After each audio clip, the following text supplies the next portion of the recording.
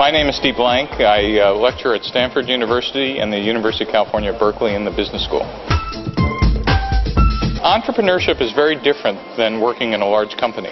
It's actually a journey or an adventure. A large company is a job. Startups really almost are like being an artist. It's driven by your vision and passion. You know, it's almost the difference between being a house painter and being a creative artist who paints his heart and his soul. Entrepreneurship and the founders of startups are people who see something that no one else does. And they're either visionaries or they're hallucinating. And you never know until the end. So I guess advice one is, if you're passionate about an idea, see it through. Assume you're a painter, an artist.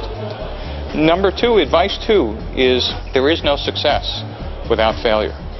No one wants to fail in either love or life or business. Failure will happen, but if you're afraid to fail, that means you'll be afraid to try.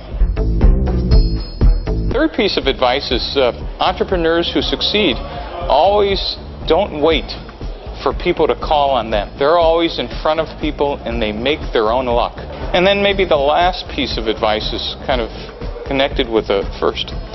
Silicon Valley has a very unique culture, even for the United States. Do you know what we call a failed entrepreneur in Silicon Valley? Experienced. When you meet your friend in the cafe, you know what the first thing they ask you is? What's the next company you're going to do? That's a culture that's fairly unique, but it has to be understood. It's because we treat risk as part of doing business. Silicon Valley has an innovation culture. Everybody understood that learning needs experimentation. And in cultures that aren't innovation cultures, we should be describing startups as nothing more than laboratory experiments on business. So that's my 5 pieces of advice.